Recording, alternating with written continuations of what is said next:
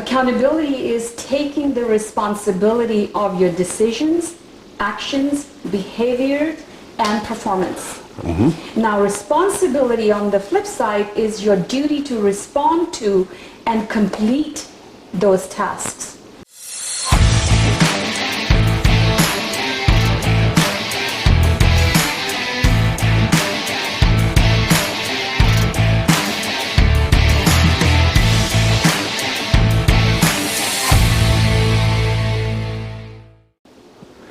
Hey, what's up, folks? This is Grandison Shines with Seduire International, and today we are going to be talking about accountability. We're going to talk about the skill sets of accountability.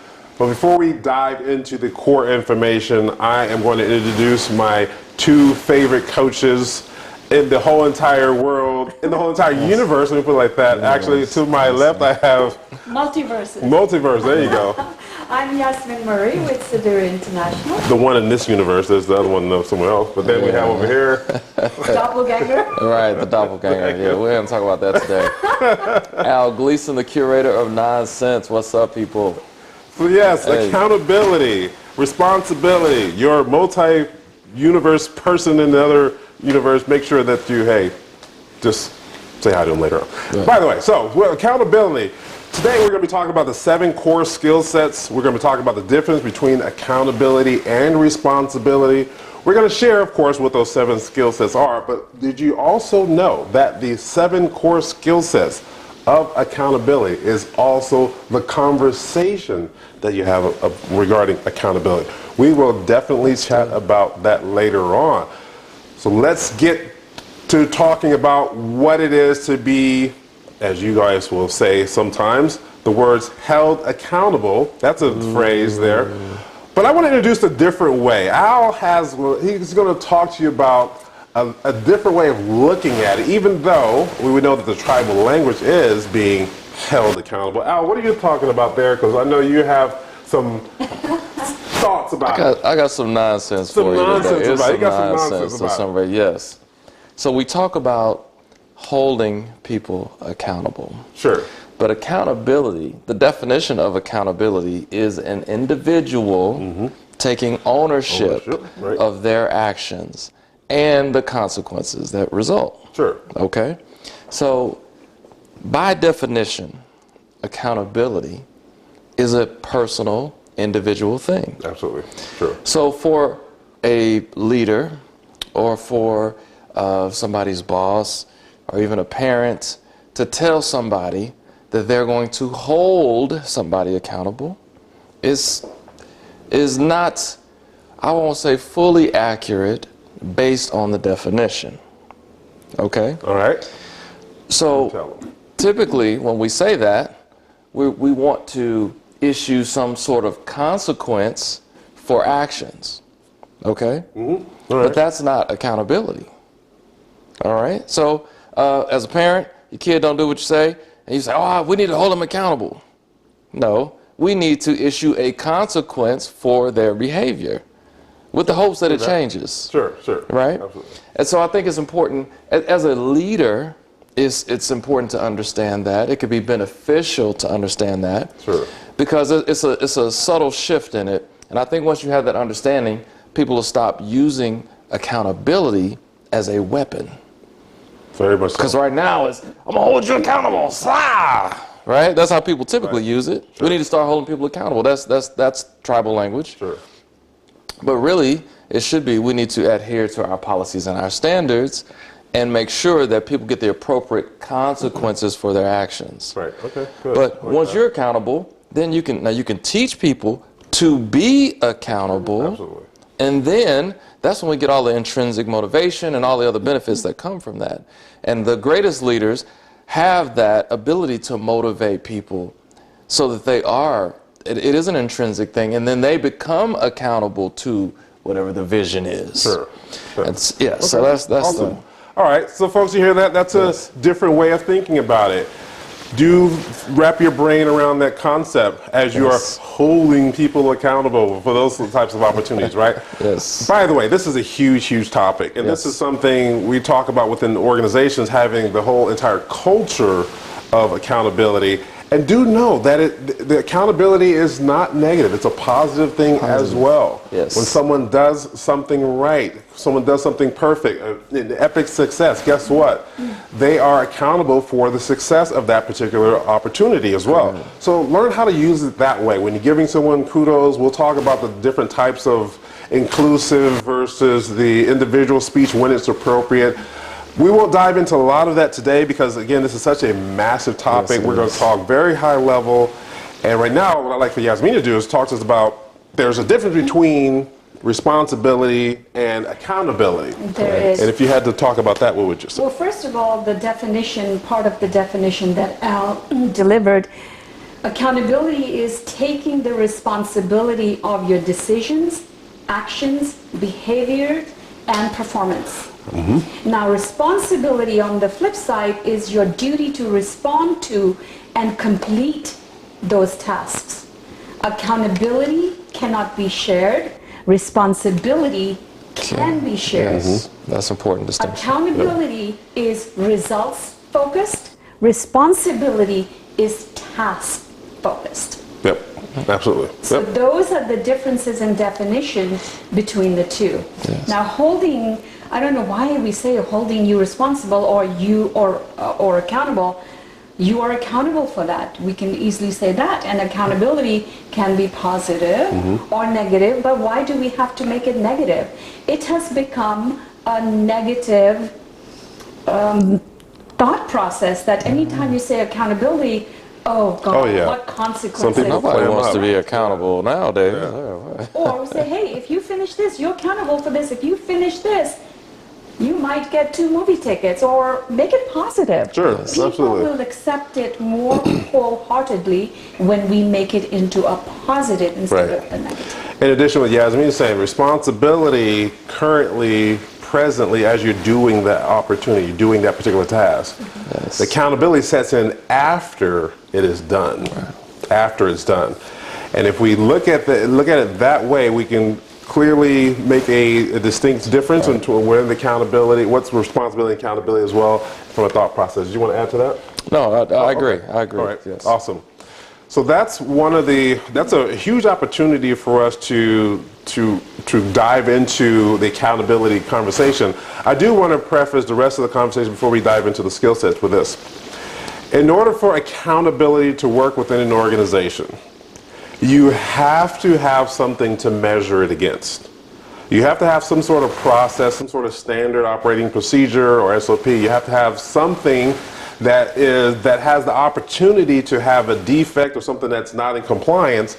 Therefore, you know that it's wrong. So that's why it's a very good opportunity to have processes or key performance indicators or whatever that may be that you can measure against. And that way, again, you have a clear opportunity to understand when something needs to be changed, something needs to be reworked, and that way, whoever did it, they can also have responsibility in correcting that particular defect in the process or whatever, or the service, or whatever you are delivering to the client. Yeah. So that's an important piece. Now, let me add to that. Absolutely. Also, so you can properly reward There the you go, too. people. There you So go. it is Absolutely. still both sides. Both We want to sides. make sure Very that good we point. consider that. It's a very, very good point, and that's where we have to start with accountability. In order for accountability to have a positive effect in your organization, you have to have the positive consequences.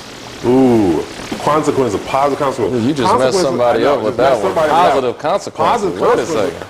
Consequences, if you look it up, the definition is very neutral. It just means the result. That's That's the all result. it means. So when we say there's going to be consequences, a lot of times we take that and make that a negative connotation. That's not grammatically correct. You're going to say if you have negative consequences, okay, that makes sense. I can get it. If you say positive consequences, okay, I get it. If I say consequences, okay, which one are we talking about, positive or negative? Because that's all it is. And that way we have an understanding of how to appropriately have the conversation with the people and or the person, whatever that looks like within your organization. Yes. And might I add, when you have positive consequences, it has a positive effect on the employees Absolutely. and the leaders. Yes. It's a win-win situation. everything positive will result in positive. The employees will work wholeheartedly, they'll be happy. They know at the end of the day, if they complete a task, they will be rewarded because we have positive consequences. There you It's a go. win-win. It's a win-win. Very important factor to learn when we're talking about accountability. Now let's shift our conversation onto the skills. So we talked about, or we are going to talk about 7 core skill sets.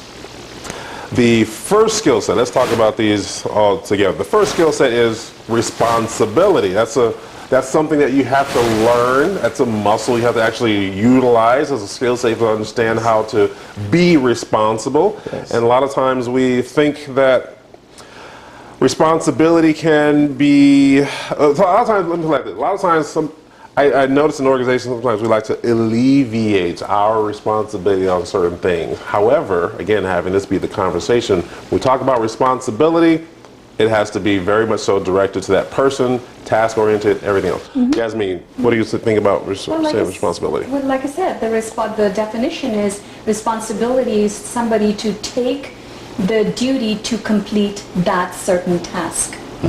And yeah, it can be shared.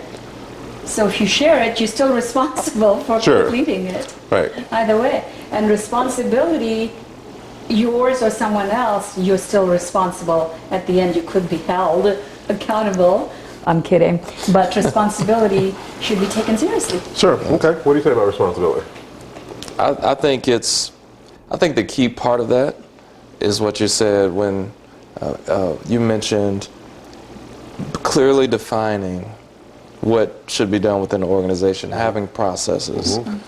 Because like accountability, responsibility, you have to know who's doing what. Yep, absolutely. And a lot of times, responsibility or things that, I'll say things fall through the cracks, somebody's not responsible for it because they weren't aware that they were responsible for it. Sure. They weren't aware that they were supposed to complete that task. Yes. Not the job description. Yep. Very much. Not just the job description, but it should be in the job description. Absolutely. Job description should provide clarity on what responsibility is. Therefore, accountability was set in after the fact. Absolutely. Yes, and we see it all the time. All the time. Many organizations are not clear on what people are supposed to do. And that's a good point, folks.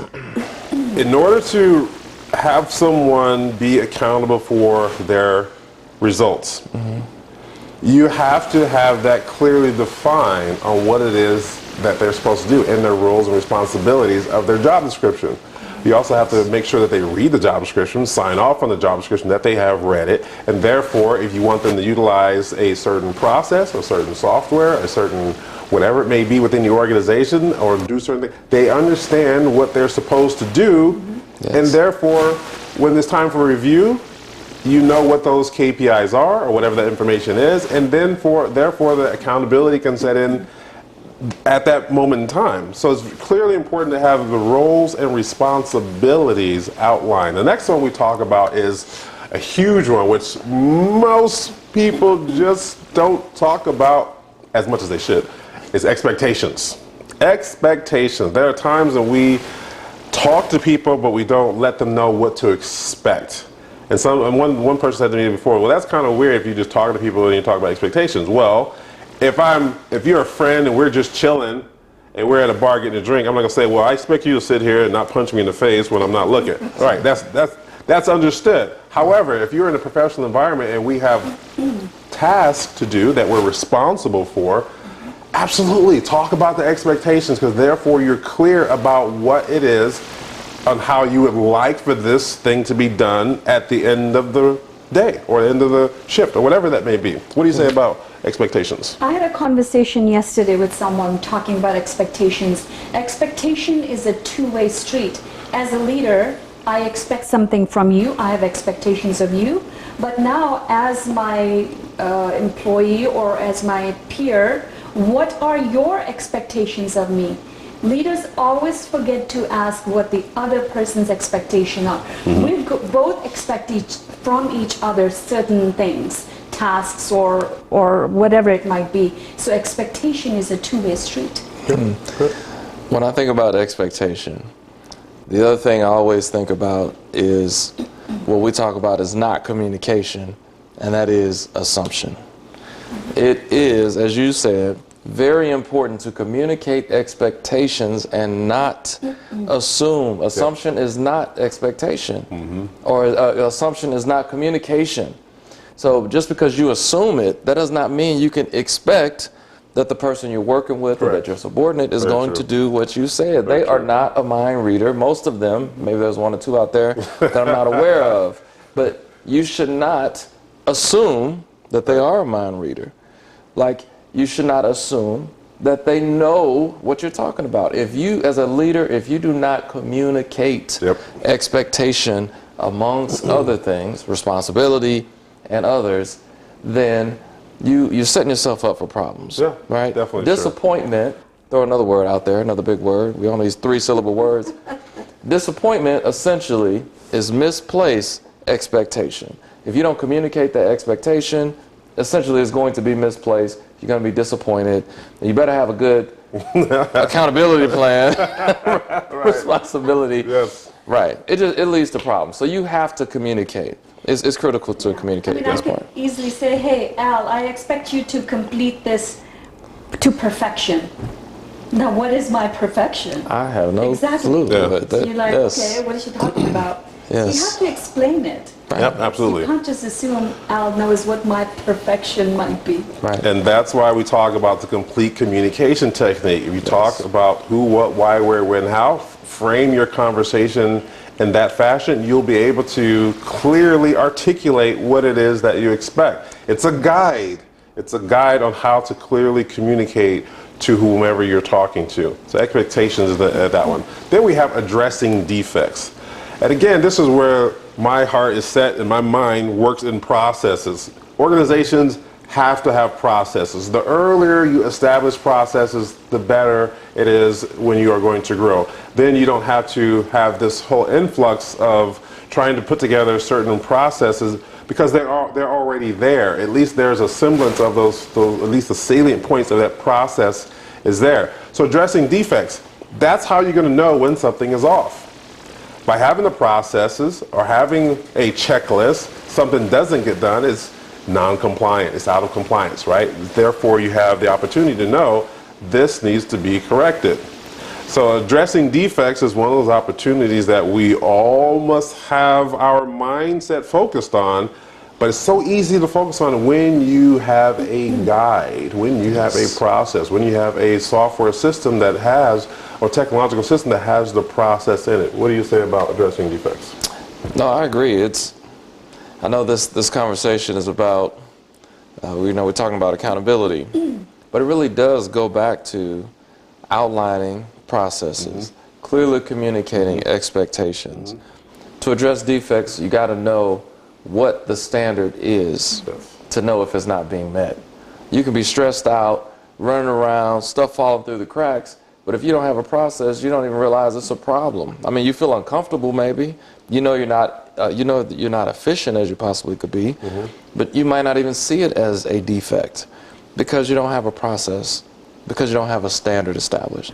So I think the key point I would say is there must be a standard set so that you can be able to evaluate if there is a defect or not. And that's how organizations get off from all of our opportunities in doing this and working with a lot of organizations. That's how organizations get off in not understanding how to measure accountability for a particular individual and or a team because they don't have the process or they don't know how to measure it against because there's nothing that's solidified, written in stone in which to measure.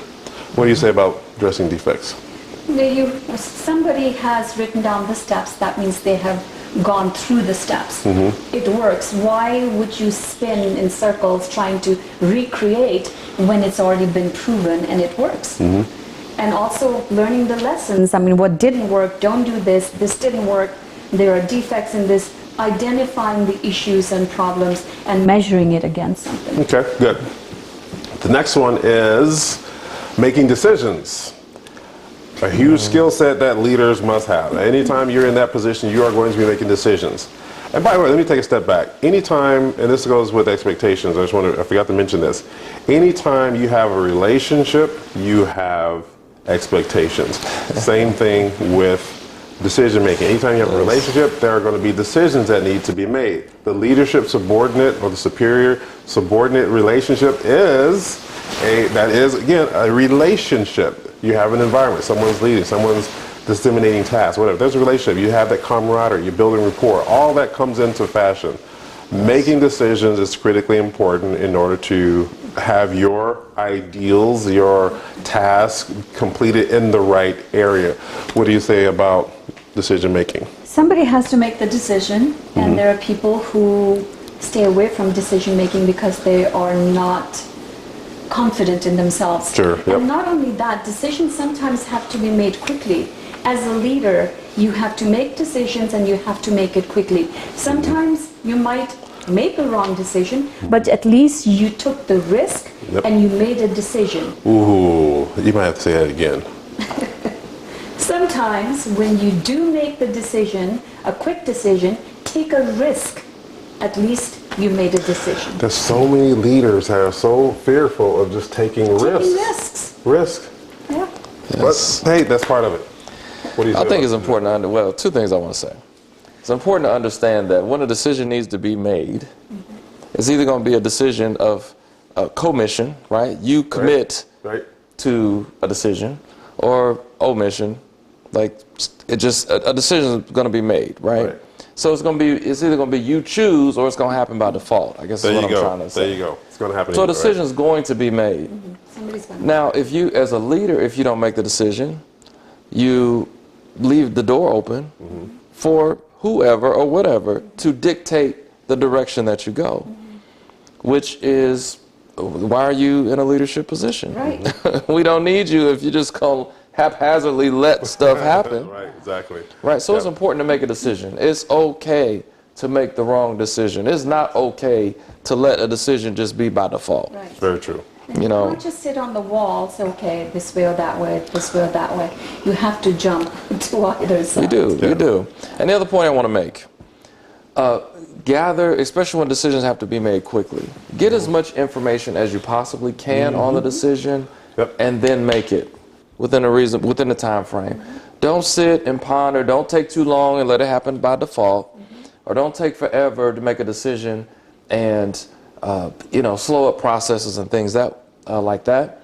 The other thing is, but after you make a decision, stick to it. Stick to it. Stand by it. Stick to it. Stand by it. Own it. Be accountable for that decision. Own it. Don't worry and stress after you make the decision.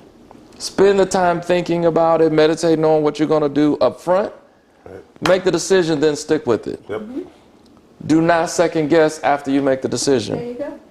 There you go. And this is the conversation we have around decision making, around building this skill set, or building this muscle for this skill set. There are so many opportunities that we have. We dive into the modalities. Don't start utilizing your imagination in the wrong way. You have to make sure not only self-centered thinking, but also altruistic thinking, and making sure that your energy is right. Stick by the energy, stay with it. And forward thinking, or I should say expansive thinking of the end from the beginning when you're about to make a decision. And this has to be done quick. A lot of times in my coaching sessions, I'm snapping my finger because I'm saying, hey, we got to do this quick. You got to do this really quick. Leaders don't have the opportunity at some moments to sit and ponder, pontificate, ruminate on this particular thing. No, you got to make a decision. Boom, Push done. the button or don't push the button. Exactly. Push the button, don't push the button. Just make sure if you're going to push it hard, commit to it, as Al said. Push the button. And let me say something else. Sure. There's actually research out there that has shown or proven that decisions work because people support the decision.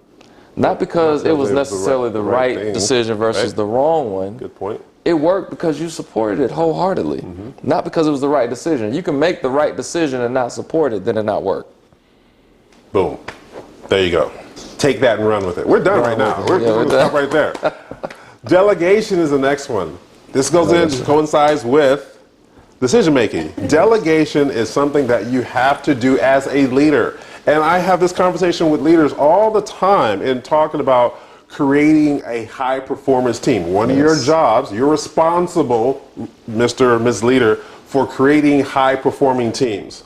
One way to do that is to make sure you delegate tasks. Delegate tasks that challenges them, but also when we're talking about encompassing this in the accountability conversation, delegating so that people understand exactly what they're supposed to be doing from an individual standpoint, from a team standpoint, or an organizational standpoint. Understanding what it is, delegating. Again, that's another muscle. It's not about the leader. It's not about you doing everything, leader. You cannot do everything. You cannot do everything. No. So you have to share that responsibility. You should, because again, the task or the opportunity is most likely much bigger than you, and therefore delegation comes into play. So I've had leaders come to me and say, I am tired, I'm overwhelmed, I'm exhausted. Well, why are you exhausted? You do have a team, but I don't know if they can do this. Well, why not? Have you delegated? Yes, but they can't do it as good as I can. Then how are you building a team that you cannot trust? If you cannot delegate it to someone, what kind of team do you have? Hire another one. Hire a new team. Or train the team. Train the people. If you Yes. want to develop your team, you have to take the risk to delegate Yes. and watch their performance. Either they're going to perform, if not, then you're going to have to teach them. So delegation is an art. It is essential for success of a leader and the team they lead. Yeah. I think an important point with that is letting go, right? Delegating, you have to make a decision to hand over some responsibility to somebody else. Sure. Because many of those leaders, and I know some of those leaders you're talking about, they will do everything. It doesn't matter who is on the team. You could have the Harvard graduate, you could have a former CEO of a Fortune 500 company, but you holding on and doing everything. You won't allow them to do it. Yeah. Their favorite color is blue and yours is red. And you think it has to be red, so you do it instead of letting them do it with blue. Yeah. Essentially what it comes down to. Yeah, exactly You have to delegate. Yeah. You have to We delegate. talk about this one so often. Yes. And especially in the leadership portion of our course, we talk a lot about the whole delegation skill. And that's also one of the core 12 leadership skills as well as money. They're in accountability, because leaders, we're always accountable, right? Yes. And understanding that this is an opportunity for you, again, to create high performing team members. You should be able to take yourself out of the business, out of that particular task, out of that particular go on vacation, and still have everything, because you have the processes, you have the standard operating procedures, you have whatever it may be, you have the system to back it up, so you can, all the communication inside the system and everyone can access it, all these other nuances that come along with it. You should be able to take yourself out of the business, Yes. out of the department, and it still functions. Hey, you messing with people now today, man. You Yeah. getting to I thought we were talking high level I today. know, I'm going to go high level. My bad. You know what are the fears? What are some of the fears why people don't delegate? What do you think? Because they feel that it's not going to be done right. Or they're going to do better than them and they will outshine them. Ooh. It's not only one-sided. It's like if I delegate and they do better, they're going to look good, so I'm just going to do it myself, or they won't do well. So it's a duality. Sure.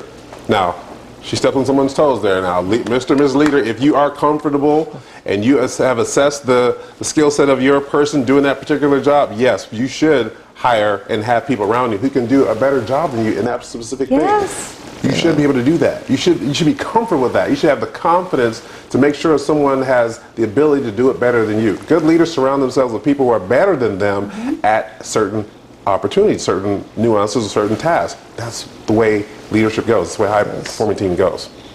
And give kudos to your team. If they outshine you, that's great because they were shining under your sunshine. There you go. The next one is a biggie.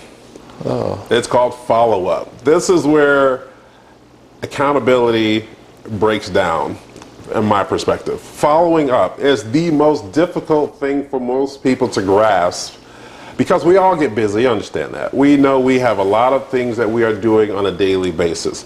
However, taking the opportunity to follow up is essential.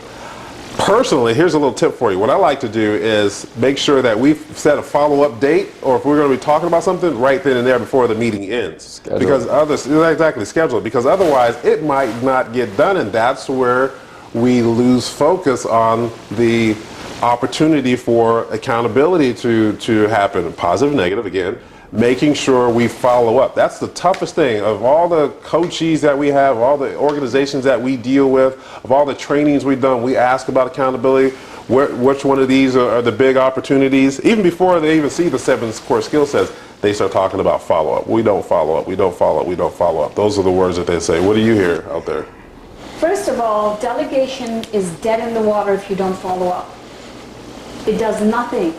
If you've delegated a task and you don't follow up, that delegation is no good because you don't know if it got done.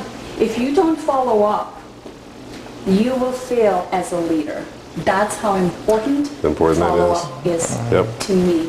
Yeah, I agree. What do you think? I would add to that, and we've been hitting on some other things, but one of them being these processes and having these standards in place. Essentially, when you have a standard, when you have a process, part of the follow-up will be done for you because it will be evidence based on the process, based on the responsibilities that are assigned when things are not getting done. Sure. So I think the compounding effect is we don't have time. It's not top of mind to go back to Tom and see if he finished that thing. But in addition to that, we don't have solid processes. We don't have set standards to be able to look to see. Sure. Because if you have a standard set, if Tom meets the standard, then you know that's the follow-up. Mm-hmm. Mm-hmm. Right? You don't necessarily have to call him to make sure he got it done. You can see in the result. But when you don't have that in place, it puts more of a burden on you to where you absolutely better be following up. Right. You better have that appointment. Sure. You better check after him. Because otherwise, like, as you said, Yasmin, you will fail as a leader. And I think that's the other key part of that. Because I think follow-up is almost like the way people think about accountability from a negative standpoint. Mm-hmm. But when you have these processes and things in place, that's an inherent follow-up. It's support for you. There you go. Where you don't have to go after and chase people down and spend half your day trying to call and see if people did the thing. Absolutely. Totally agree. That's why it's good to have the people, we have our little diagram, people, processes, and systems work together. They work together. There are times when you have a meeting and you need to follow up, set the follow-up meeting before you adjourn that meeting. That's one way to follow up. But I was perfectly correct. This is a way you can trick a lot of your people to getting into the follow-up aspect. Is trick them into it, right? Put it in the system, put checks and balances, checklists, punch lists, whatever you want to call it, inside the process that the system has. Yes. Therefore, they are going just down this checklist, follow this process, and the follow-up is built in there. And then, of course, with the automation, there's ways that we start talking about different systems that can alert different people, give them notification that, hey, it's your turn to do this particular task because you're responsible now for this particular thing. So that the people, process, systems definitely work together. Yes. Finally, the 7th skill set we come to is the measure and review. You have to be able to, when you're following up, you're looking at some sort of what progress have we made. So we have to review and measure that process based on certain milestones, dates, and everything else that were accomplished, and they were a hit as far as the goal. Yes. Understanding that the measure and review piece is very important. Systems are really, really good for managing this part of it if you have that portion of it in your process. There are some offline measure and review that we'll do, or you may do in the organization, some meetings that you'll have with people individually, but measure and review is critically important. What do you say about measure and review? Oh, I agree. Trying to think of the phrase I used to hear early on. Inspect what you expect. Okay, there you go. We talked about about expectation. So you have to communicate that. You can't assume it. Right. But then you do have to check in on it and make sure that it's getting done. Yes. You talk about those meetings, having one-on-ones, things like that are important. The annual review or semi-annual or quarterly, however often you do that, is really important. And it really is an opportunity to actually check in and make sure things are getting done. Check in on the well-being of your subordinate, of the people that are following you, and not just something to check off the list. I think a lot of people, they'll have an annual review and it's just something they got to get done. Like, I hate, I got to do these reviews. I got to talk to them. No, take it seriously invest time and energy into it, and then you can get a lot out of it. It shouldn't be a have to, a negative thing, and it's a have to. It really is a get to if you take it, approach it properly. Right. Yeah, I agree with that. What do you say about measurement review? When we have to measure what the outcome was, what the results were, and compare it to the KPI. The KPI are there for a measurement and how people perform against that. And you have to give them a review, like Al said. You know, I've been talking to people that have talked about not getting reviews. They don't know how they're performing. Review is an essential factor of performance. That's a measurement. And if you don't have that way of measurement, then the other person or your employee doesn't know how they measure up to certain goals or certain KPIs. Sure, absolutely. So those are the 7 skill sets, folks. Finally, we come to this. It also is the conversation that you'll have with someone regarding that. And as much as I don't like role playing, but we have role playing in our program, I'll give you a quick demonstration on how this goes. So, for instance, again, we have the responsibility as being one. We have the delegation. We have the expectation. We have the addressing defects, we have the follow-up, and we have the measure and review, right? So we have those 7 core skill sets. So it kind of looks like this. All right. Hey, Yasmin, how's it going? Good, thank you. Good. I have a new project that I want to give you. Oh, great. What is it? So let me show you this. I have all this written out and what the project's going to be. Here are your roles and responsibilities for this particular project. You're going to be the lead, the liaison, the single point of contact between myself and your team. So you're responsible for that.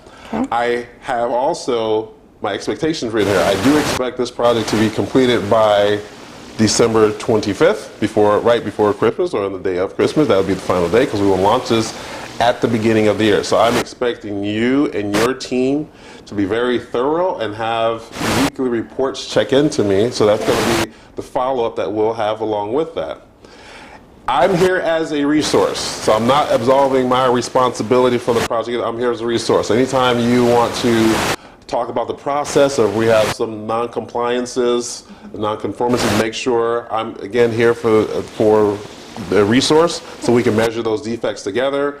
You have complete autonomy in delegating the task, so you're going to be the sole decision maker on that. Good. Do I have a budget? I will talk to you about that budget here in a minute. Yes, and your responsibility is not to go. Your responsibility is not to go over budget. Stay within the budget, okay. right? I expect you. I expect you to stay below budget. Yes, that's right. And we'll set up weekly follow-ups, and then after that we'll tailor off to bi-weekly once the project is rolling stronger. Okay. And we'll make sure that we measure and review your progress as we go along. Any questions regarding that particular project? No, I just want to make sure that I have some expectations too. Absolutely. Please share. I just want to make sure that my people get the time off for Christmas, because knowing that, I'd rather finish this task before, if you're okay with that. I am totally okay with that. I'm leaving that sole decision up to you when you guys get that done. Okay. All right. Folks, that's how the conversation goes. And that was a very rudimentary conversation. There may be more bandy of the conversation. However, utilize these 7 skill sets as the driver for the correct conversation. Understanding, also integrating that with who, what, why, where, when, how. And always, always, always have something written so that people can look at the information and have that information right there in front of them. And if there needs to be new processes and procedures that come out of that, then there you have it. Yasmin, what's your final thought for today's conversation? I was going to add to it, like you said, document it. Whatever your expectations are, whatever the task is, everything should be documented. Like Al said earlier on, nothing should be left to imagination. There you go. Because when the imagination goes wild, so can the project. There you go. Over to you, Al. I have nothing else to add. There's nothing else to add. All right, awesome. There you go, folks. Next conversation, we'll be talking about the accountability process. So when there is a defect in the whole entire opportunity, what process do we take in order to facilitate a strong resolution and moving forward? All right, folks, I'm Grandison Shines, and I am here with Yasmin Murray. And to my right, Al Gleason, the curator of nonsense. All right, folks, we will chat with you later. Bye. Bye-bye.